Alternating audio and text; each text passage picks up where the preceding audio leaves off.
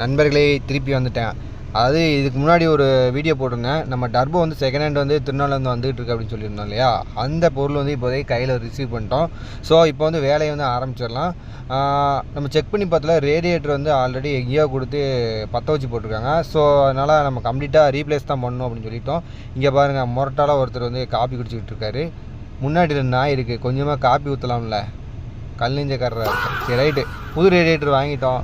இந்த ரேடியேட்டரை உட்கார வச்சுட்டு அடுத்து ஓசஸ்லாம் சொல்லிவிட்டு வண்டியை ஸ்டார்ட் பண்ணி பார்க்குறது தான் வேலை. ஆனால் இதுக்கு முன்னாடி ஒரு வேலை இருக்குது. வண்டி கூலன் லீக்கு ஆயில் லீக்கு அப்படிங்கிறது தான் கம்ப்ளைண்ட்டு. இப்போ கூலன் லீக்கெலாம் பார்த்து முடியும்னா ஆயில் லீக் யார் பார்க்குறது? ஸோ இப்போ ஆயில் லீக்கை பார்க்கறதுக்கு முன்னாடி ஃபஸ்ட் ரேடியேட்டரில் எல்லாத்தையும் செட் பண்ணி உட்கார வச்சாச்சு.